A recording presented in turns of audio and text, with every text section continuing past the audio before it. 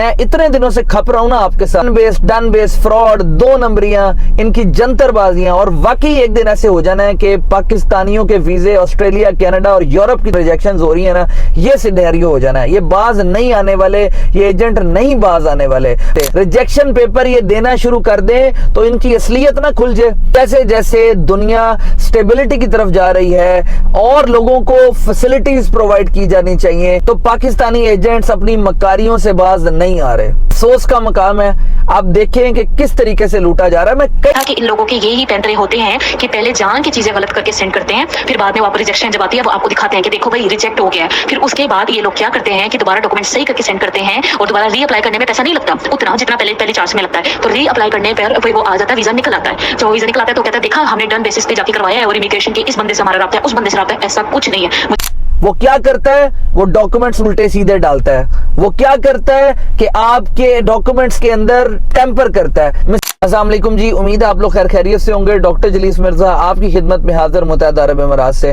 नाज़रीन, वीडियो को स्टार्ट करने से पहले सबसे पहले इस लड़की का क्लिप सुनिए। ये वॉइस मैसेज उसने मुझे सेंड किया है स्पेशल परमिशन के ऊपर और रिक्वेस्ट के ऊपर। उसने कहा है कि ये लोगों तक शेयर करें और उनको पता चले कि क्या हकीकत है। जो मैं इतने दिनों से खप रहा हूं ना आपके साथ, डन बेस फ्रॉड, दो नंबरियां, इनकी जंतरबाजियां, और वाकई एक दिन ऐसे हो जाना है कि पाकिस्तानियों के वीजे ऑस्ट्रेलिया, कनाडा और यूरोप की रिजेक्शन हो रही है ना, ये सिनेरियो हो जाना है। ये बाज नहीं आने वाले, ये एजेंट नहीं बाज आने वाले। बहरहाल चलें इस लड़की का मैसेज सुनिए, उसके बाद फिर अगली बात करते हैं। इन लोगों के यही पैंतरे होते हैं कि पहले जान की चीजें गलत करके सेंड करते हैं, फिर बाद में वापस रिजेक्शन जब आती है वो आपको दिखाते हैं कि देखो भाई रिजेक्ट हो गया है। फिर उसके बाद ये लोग क्या करते हैं कि दोबारा डॉक्यूमेंट सही करके सेंड करते हैं और दोबारा रीअप्लाई करने में पैसा नहीं लगता उतना जितना पहले चार्ज में लगता है। तो रीअप्लाई करने पर वो आ जाता है, वीजा निकल आता है। जब वीजा निकल आता है तो कहता है देखा हमने डन बेसिस पे जाके करवाया है और इमिग्रेशन के इस बंदे से हमारा राब्ता है, उस बंदे से राब्ता है। ऐसा कुछ नहीं है। इमिग्रेशन में कोई किसी का बाप भी होगा ना आपकी हेल्प नहीं करेगा। ये एजेंट्स के पैंतरे हैं। सो ये आपको मैंने बात बता दी है कि एजेंट्स के पैंतरे क्या है कि जान के पहले एप्लीकेशन रिजेक्ट करवाते हैं, बाद में वो दिखाते हैं क्लाइंट्स को कि ये देखो रिजेक्ट हो गई है, अब हम अपने कनेक्शन यूज करने वाले हैं। और वो कनेक्शन यूज करके देखो हमने यहाँ निकलवा दिया आपका।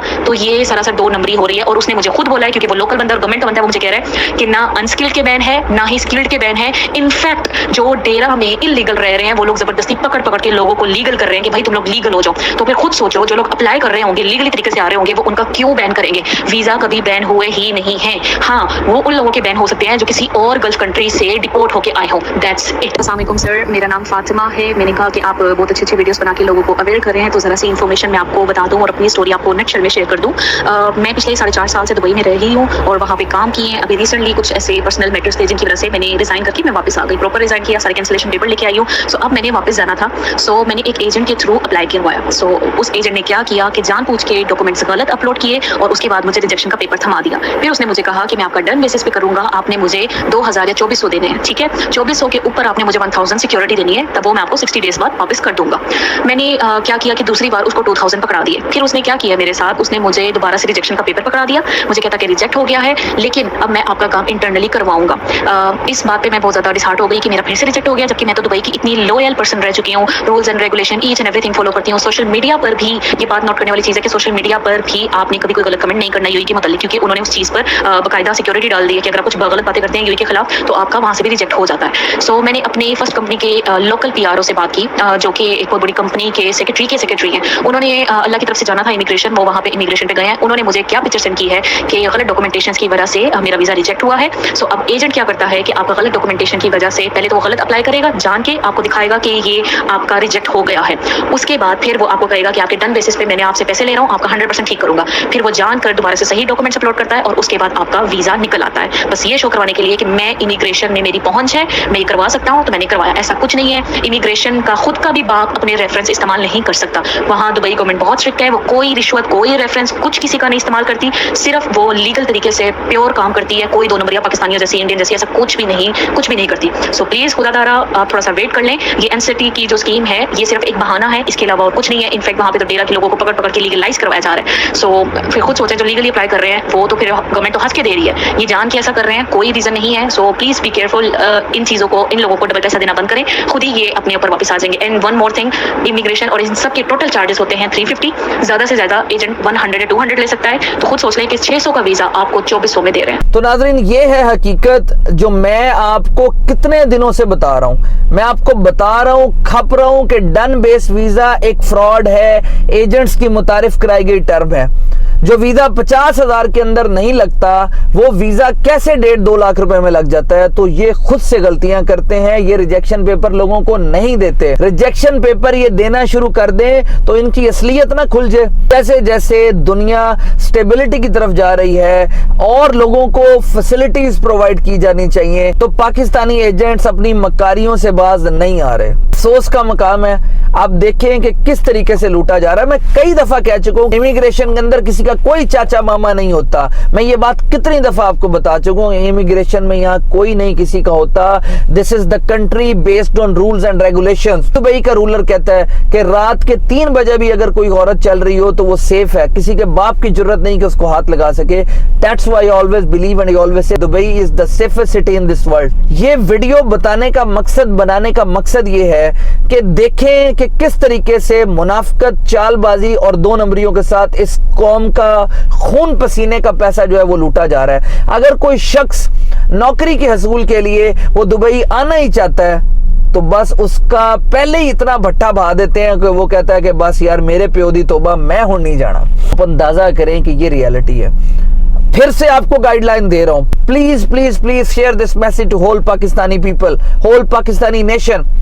अपना पासपोर्ट प्रॉपर स्कैन करवाइए, फ्रंट पेज, उसका सेकंड पेज जिस पे साइन हुए हुए होते हैं। प्रॉपर आइडेंटिटी कार्ड अपना स्कैन करवाइए और नंबर 3 अपनी वाइट बैकग्राउंड पिक्चर आपकी पीडीएफ में होनी चाहिए।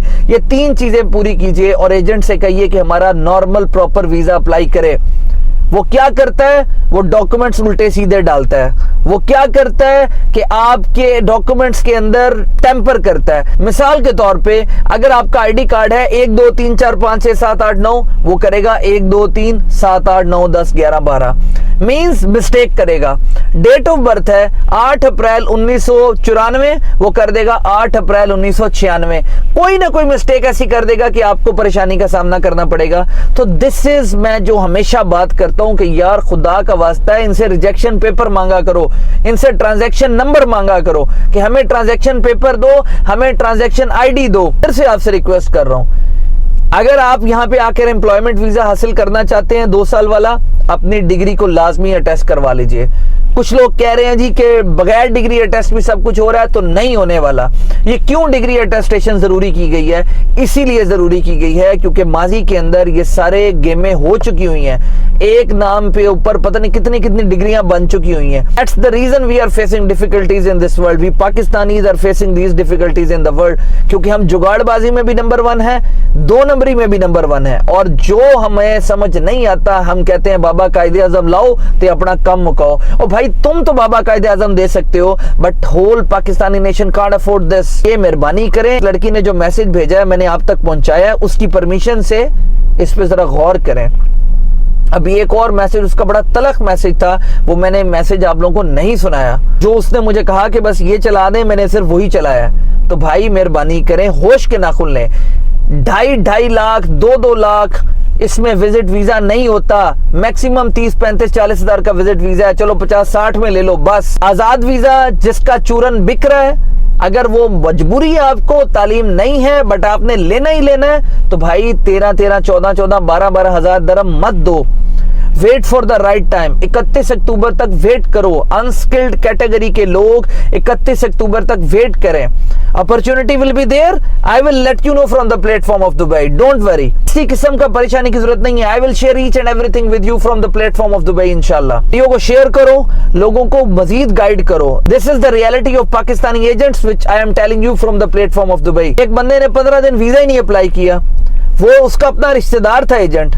जब वो वहां पे गया, उसने कहा रिजेक्शन पेपर दो, उन्हें आए बाएं शाएं की थी। भाईजान 4 दिन के बाद उसने खुद ही कह दिया यार मैंने अभी आपका वीजा ही नहीं अप्लाई किया, मैं 2 दिन बाद करूंगा। तो ये है रियलिटी इन एजेंट्स की। तो भाई 5 फिंगर्स आर नॉट इक्वल। मैं नहीं कहता कि 5 उंगलियां बराबर नहीं होती, अच्छे लोग भी मौजूद हैं। कैसे फर्क करे? अब मुंह पे तो नहीं लिखा कि he is good and he is bad, तमाम पाकिस्तानी बुरे हैं, नहीं। बट जहां भी आप जाएंगे पाकिस्तान ही बुरा ही कहलाएगा। क्यों? आप सऊदीया चले जाएं, उम्रा करने चले जाएं, भिखारी आपको मिलेंगे पाकिस्तानी। आप दुबई आ जाएं, डेरा चले जाएं, आप जबल अली चले जाएं, भिखारी मिलेगा पाकिस्तानी। क्यों? क्योंकि वही 2 साल का चूरन बिक गया हुआ था और वो यहाँ पर आया हुआ है। अब उसने पैसे नहीं पूरे करने, क्या करे वो। वीडियो लंबी हो जाएगी, ये मैसेज कन्वे करना मैं जरूरी समझता था। उम्मीद है आप लोगों को वीडियो पसंद आई हुई होगी। चैनल को सब्सक्राइब करें, बेल आइकन को जरूर क्लिक करें और सबसे इंपॉर्टेंट इस वीडियो को शेयर करें। जज़ाकल्लाह।